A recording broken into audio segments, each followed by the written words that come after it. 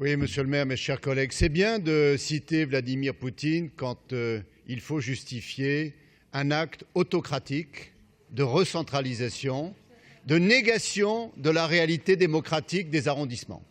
Je vous remercie, Frédéric Calandra, de me tendre cette perche. Avec toujours le même simulacre, vous imposez, vous réglementez, vous régentez et vous prétendez que ça s'est fait au terme d'une très grande concertation et d'une très grande écoute. C'est absolument faux. Concertation avec les associations, zéro. Ce n'est pas nous qui le disons, ce sont les associations elles-mêmes.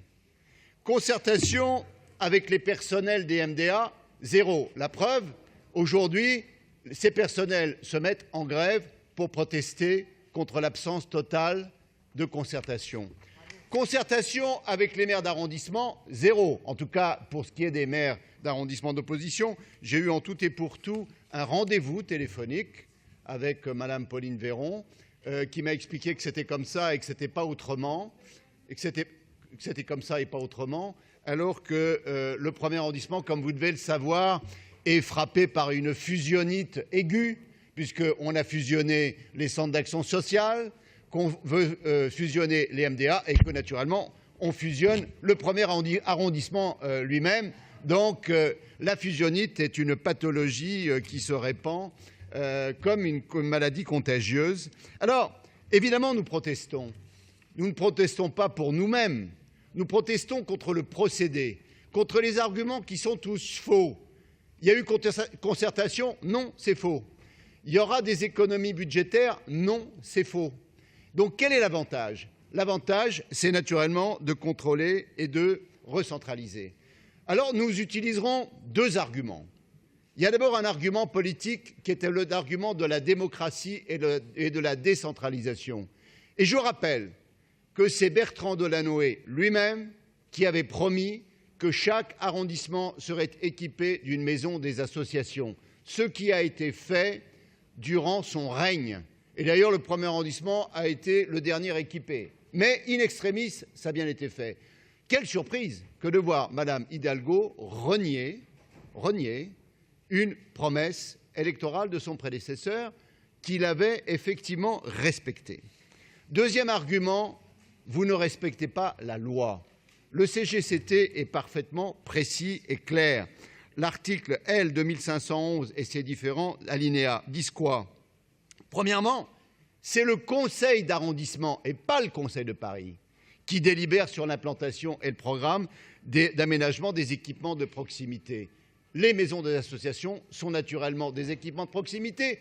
Vous l'avez reconnu vous-même, puisque vous les avez classés dans les inventaires des équipements de proximité.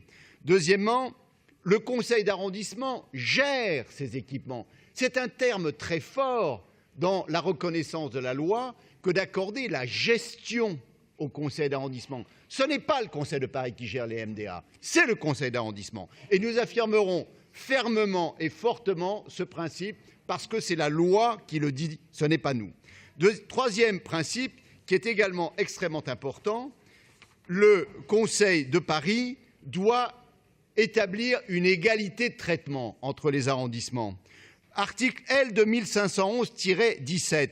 Lorsqu'une délégation a été faite à un conseil d'arrondissement, cette délégation est accordée de droit aux autres conseils d'arrondissement qui en font la demande. Les arrondissements doivent être traités à égalité. Or, vous établissez par cette nouvelle charte et par ce nouveau règlement deux statuts différenciés d'arrondissement.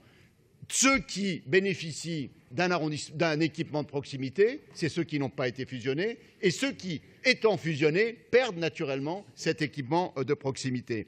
J'en terminerai en disant qu'il y a un dernier principe établi par la loi, c'est que le Conseil de Paris doit voter dans son budget les sommes qui sont indispensables au fonctionnement des MDA. Il est même écrit « elles constituent des dépenses obligatoires pour la commune ». Donc, vous n'en avez pas le droit. La loi ne vous autorise pas à faire cette fusion sans l'accord des conseils d'arrondissement. Alors, vous obtiendrez peut-être de la part de certains conseils d'arrondissement complaisants cette autorisation. Je vous dis par avance que les arrondissements que nous représentons ne sont pas d'accord, ils objecteront et ils se battront, s'il le faut, devant le tribunal administratif pour faire valoir le principe de la loi qui s'impose à tous. Merci.